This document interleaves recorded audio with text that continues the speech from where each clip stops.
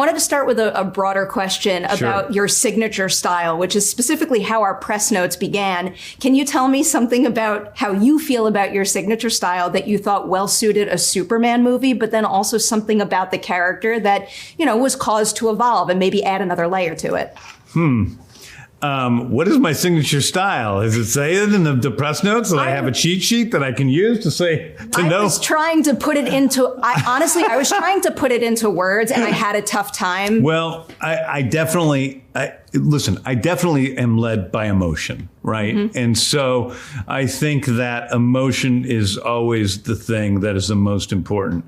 And I love action. So I think that is probably, I'm not your average director because I don't think there's anybody that is more emotional but also really loves action. So those two things kind of fit together in a strange way where I think that serves Superman perfectly because he is this very warm, open, loving, good, kind guy. He's very more in touch with his feelings than other characters I've worked with.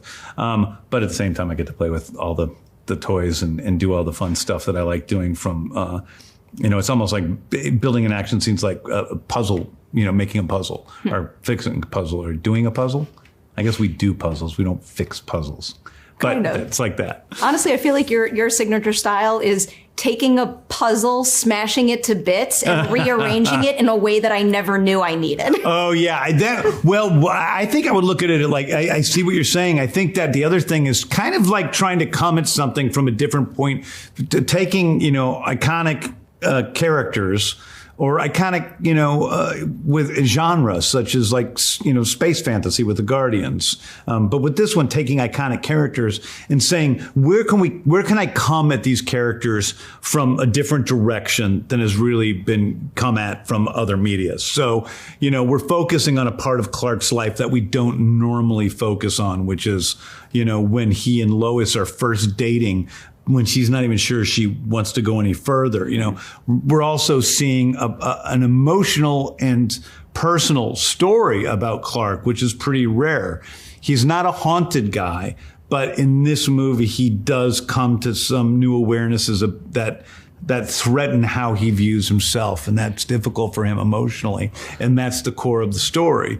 So I think it's just focusing on those little pieces that don't in any way, go against what Superman is or has meant in the past. It's just looking at a new piece of it. That first conversation between the two of them, it's just like chef's kiss, pitch perfect. I loved it. While I was thinking about things that I feel contribute to your signature style, admittedly, this might be a reach, but it's something that I've always felt in your work, but also admired about you behind the scenes, is the fact that you're an animal lover. Yeah. And I know obviously there's the one-to-one connection with Krypto here, but I guess more broadly, do you feel the fact that you are someone who treats your pets like family influencing your work as a filmmaker? Oh, for sure. Well, listen, I love animals. I mean, I love animals more than I love movies. So it's like being able to, create animal characters, that people fall in love with and then hopefully kind of see their own animals. I mean,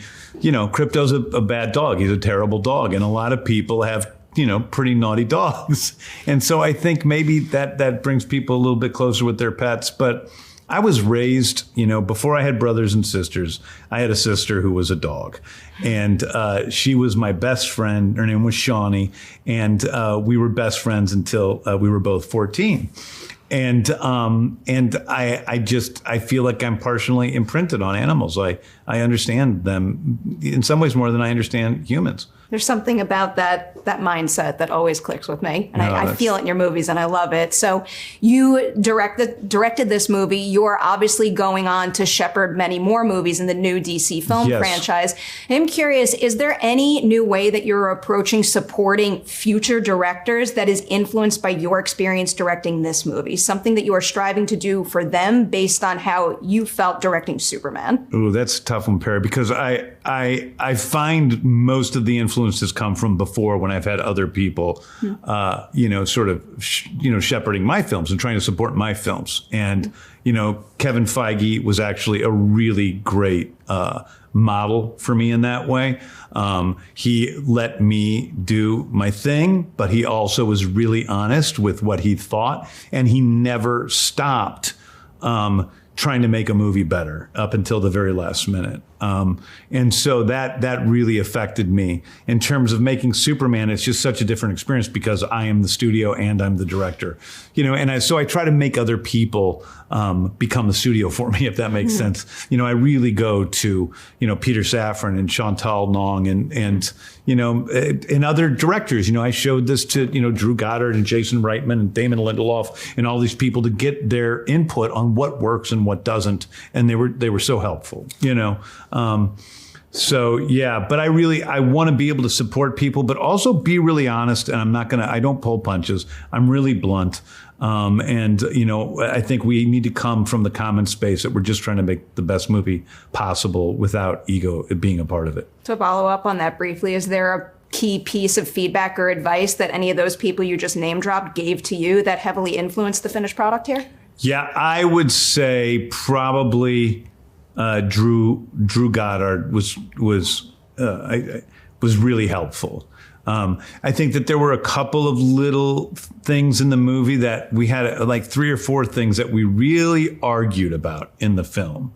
And all of them had to do with things that were a little bit darker or a little bit lighter. And in discussing one of them, Drew Goddard was like, you know what? It's just not that film. It's not that film with this little dark ending bit. And I thought, oh, you know what? He's right. It's not that film. It is not that film. And so that line that he said stuck with me for the rest of editing. I get that. This movie with a big heart filled me up in a way that I needed right now. So I'm going to say congratulations and thank you. Thanks, Perri. I appreciate that.